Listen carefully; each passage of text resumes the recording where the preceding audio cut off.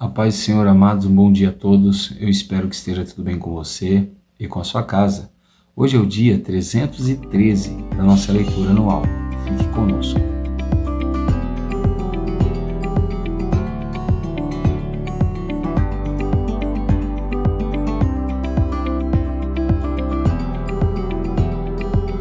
Bom, amados, nós estamos iniciando hoje o livro de Atos dos Apóstolos. Eu espero que você esteja acompanhando conosco todos os dias. A nossa porção diária de hoje vai do capítulo 1 até o capítulo 2 de Atos dos Apóstolos. E o nosso texto devocional, ele vai se encontrar no capítulo 1 de Atos dos Apóstolos e o verso de número 4 e o verso de número 5. E a palavra do Senhor em Atos dos Apóstolos, capítulo 1, versos 4 e 5, nos diz assim: E comendo com eles, deu-lhes esta ordem: Não se afastem de Jerusalém, mas esperem a promessa do Pai, a qual vocês ouviram de mim, porque João, na verdade, batizou com água, mas vocês serão batizados com o Espírito Santo dentro de poucos dias. Amém? Bom, o escritor de Atos dos Apóstolos também é o nosso irmão Lucas. E nós sabemos que é ele o escritor de Atos dos Apóstolos pelo fato da forma que foi escrita, de muitas das vezes ele dá a entender na narração da história de que ele estava presente em alguns momentos, e principalmente pelo fato de o autor se declarar no verso 1 que já havia escrito um primeiro tratado para um homem chamado Teófilo. E nós sabemos que Lucas escreveu um evangelho para esse homem chamado Teófilo. E esse seria então o primeiro tratado, o primeiro livro, né? Sendo este agora o segundo relato. Se o evangelho de Lucas tem a visão de anunciar o ministério de Jesus, o livro de Atos dos Apóstolos tem uma missão diferente, mas consequente, né, do Evangelho. Então, os 4 evangelhos querem mostrar aí o ministério e as obras, os milagres e os ensinamentos de Jesus, cada um com a sua perspectiva, valorizando os seus pontos mais importantes, mas todos anunciando então o ministério de Jesus. Mas agora, o livro de Atos dos Apóstolos, ele vem nos contar a história da igreja, como ela começou, e como Deus vai usar os apóstolos para o nascimento e o crescimento, a expansão da igreja, né? Então, sendo assim, o livro de Atos dos Apóstolos, ele dá continuidade não na história de Jesus, mas na história dos apóstolos e da igreja cristã. Bom, o que nós sabemos é que Jesus, antes de ensinar os discípulos a fazerem alguma coisa, ele fez primeiro, porque é o que diz no verso 1. Ele diz assim: escreva o primeiro livro, ó Teófilo. Escrevi o primeiro livro, ó Teófilo, relatando todas as coisas que Jesus começou a fazer e a ensinar. E isso aqui nos dá um ensinamento muito importante. Tudo que nós queremos ensinar para alguém, precisamos praticar primeiro diante dos olhos daquela pessoa. Se nós não mostrarmos para aquela pessoa que a prática daquilo é boa, como aquela pessoa vai aprender e colocar em prática o que nós estamos ensinando, né? Mas o que eu quero chamar sua atenção hoje para o nosso texto devocional, que é os versos 4 e 5, é que Jesus, quando ele saiu das águas do batismo, ele precisou da presença do Espírito Santo para começar o seu ministério, né? A Bíblia diz que o Espírito do Senhor estava sobre ele e havia ungido ele. Então isso mostra que Jesus, ele precisou da presença do Espírito Santo para começar o seu ministério. Com os apóstolos não seria diferente. Jesus agora estava passando o bastão para os seus apóstolos. Porém, o ministério deles só teria êxito se eles recebessem a pessoa do Espírito Santo, como Cristo também trabalhou lado a lado com o Espírito Santo. Isso mostra para nós que nenhuma pessoa na igreja pode realizar alguma obra para o reino de Deus sem a pessoa do Espírito Santo na sua vida, no seu desenvolvimento. Então não me adianta ser um homem extremamente acadêmico, extremamente preparado e não ter comigo a pessoa, a unção e o poder do Espírito Santo. Nós precisamos, é uma necessidade, uma carência da igreja, precisar do Espírito Santo, né? Então Jesus disse assim, que eles seriam suas testemunhas, né? Ou seja, eles iriam falar em defesa de Jesus, eles iriam anunciar a pessoa de Jesus, mas isso não deveria começar sem que eles recebessem o Espírito Santo. Então Jesus lhes dá um conselho, né? Não se afastem de Jerusalém, mas esperem a promessa do Pai, a qual vocês ouviram de mim. Então, ou seja, Jesus já havia falado que o Pai tinha uma promessa para os apóstolos e os irmãos que haviam crido em Jesus. Qual era a promessa? Que eles receberiam a pessoa do Espírito Santo quando eles estivessem juntos em oração. E então nós vamos ver que os discípulos, eles vão então todos perseverar em oração, né? Unânimes, no mesmo local, juntos, né? E durante esse período da transição de Jesus, ele vai ficar 40 dias com os discípulos aqui na terra. E durante esses 40 dias, Jesus ele ainda vai dar ensinos, vai manifestar sinais, e depois Jesus vai ser levado para as alturas. E os discípulos veem aquilo, né, aquele ato glorioso, maravilhoso, né, de Jesus sendo elevado para os céus. Bom, então os discípulos, ao regressarem no Monte das Oliveiras e ao se reunirem para orar, para buscar a face do Senhor, eles entendem que há uma necessidade de se levantar alguém para o lugar de Judas Iscariotes, que havia se suicidado. E então esses irmãos, eles vão orar, né?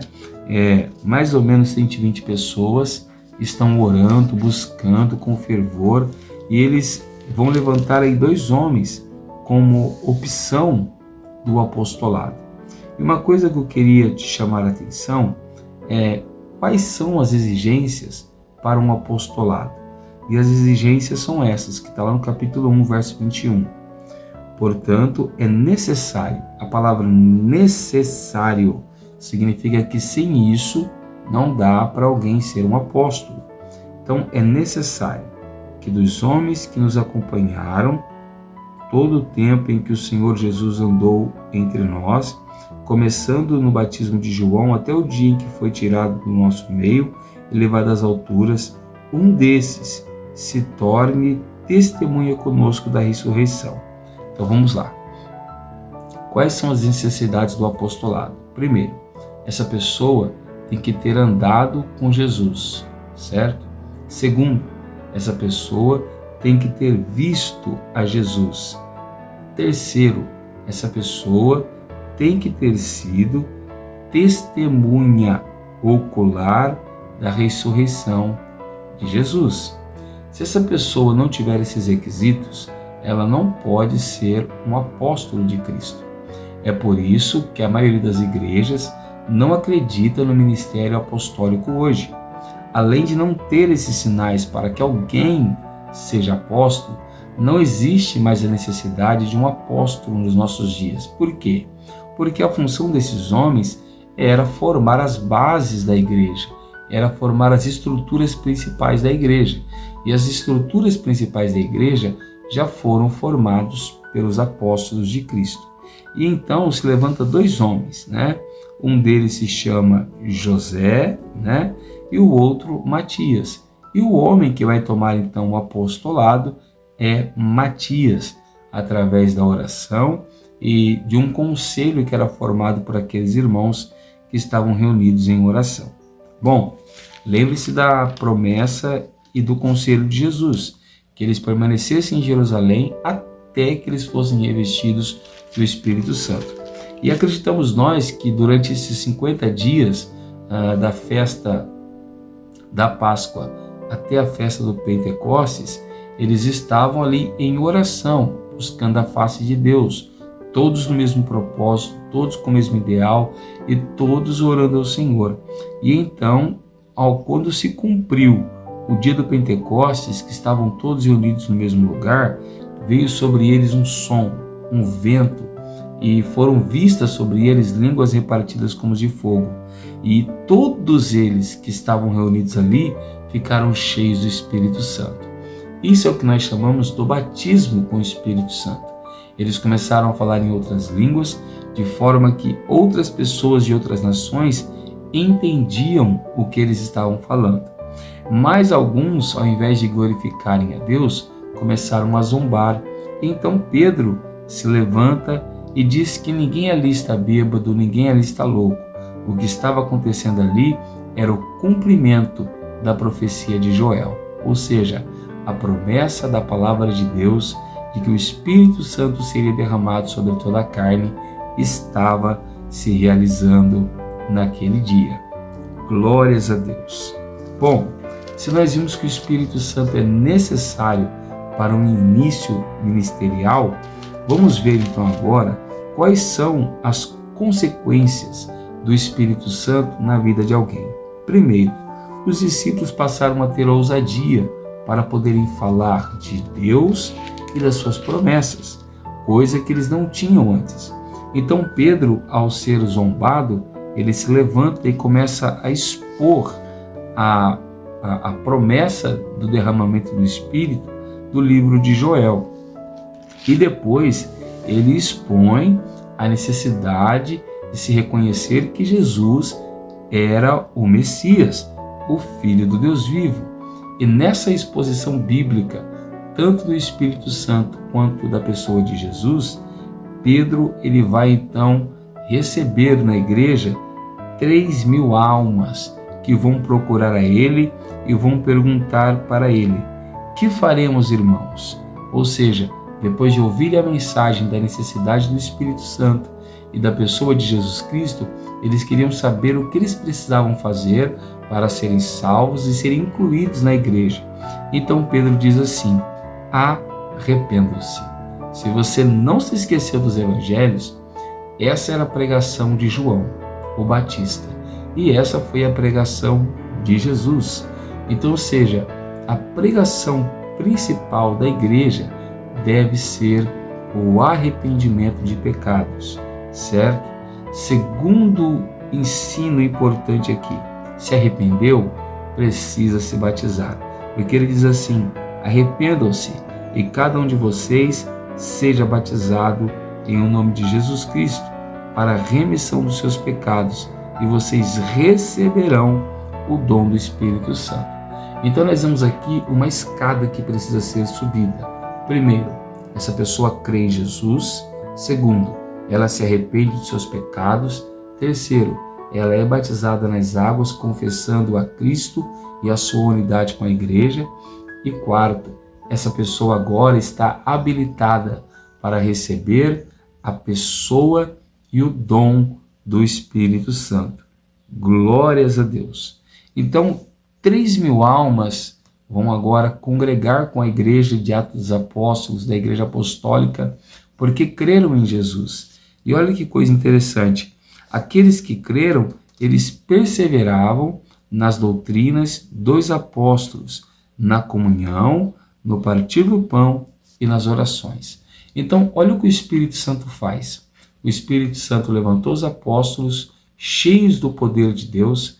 Esse movimento do derramamento do Espírito deu para eles ousadia, para eles pregarem a palavra, para eles pregarem um arrependimento, para eles batizarem pessoas e orarem por elas, para que elas também recebam o Espírito Santo. E olha que coisa interessante, uma igreja que tem o Espírito Santo não é uma igreja que tem pessoas que pulam, que rodam, não. Com todo respeito, não tem um problema com isso, cada um adora a Deus da maneira que quer. Mas os sinais, as marcas de uma igreja que tem o Espírito Santo é essa. Ela persevera não na doutrina dos homens, não na doutrina da igreja A ou B, mas na doutrina, nos ensinos dos apóstolos. Essa igreja persevera na comunhão. Então, quem tem o Espírito Santo anda em comunhão. Terceiro, Essa igreja partilha do pão, seja do pão da ceia, ou seja de um pão natural, de um almoço, de uma janta, de um café. Essa igreja se sente uma família. E por último, essa igreja, ela tem uma convivência de oração. Por isso nós precisamos orar juntos, para que nós possamos permanecer cheios da pessoa do Espírito Santo, né? Que nesse dia o Senhor possa nos despertar para sermos essa igreja. E olha o que diz o verso 46. Diariamente perseveravam unânimes no templo, partiam pão de casa em casa e tomavam suas refeições com alegria e singeleza de coração, louvando a Deus e contando com simpatia de todos. Enquanto isso, o Senhor lhes acrescentava dia a dia os que iam sendo salvos. Então, uma igreja que persevera na doutrina dos apóstolos, na comunhão, no partir do pão e nas orações, é uma igreja cheia do Espírito Santo.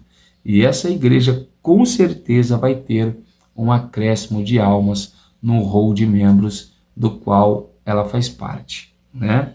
Então, o conselho de Deus para nós hoje é: quer começar um ministério excelente, vitorioso e honrado? Comece buscando a pessoa do Espírito Santo. E ele, com certeza, vai se encaminhar do restante de te direcionar à vontade de Deus. Amém? Eu sou o pastor Tiago, da Igreja Pentecostal Poder da Palavra, e eu quero orar juntamente com você nessa manhã. Abra o seu coração, feche seus olhos e ore ao Senhor comigo. Senhor, nosso Deus e nosso Pai, nós te louvamos nessa manhã, te bendizemos e te glorificamos, porque tu és digno de honra e de glória. Senhor, a igreja primitiva não pôde começar os seus trabalhos sem a sua pessoa, ó Espírito Santo. O nosso Senhor Jesus também não começou os seus trabalhos, o seu ministério, sem a sua pessoa, ó Espírito Santo. Nós também não queremos começar um trabalho sem a tua pessoa, ó Espírito Santo. Que o Senhor, ó Espírito Santo, seja real na nossa casa, na nossa família, na nossa comunidade, no nosso bairro, na nossa igreja, que aonde nós formos, a sua presença em nós possa mudar ambientes, pessoas e situações. Para a glória e louvor do nome de Jesus. Amém. Se você tem gostado desse trabalho, é humilde, é simples, mas é feito com coração.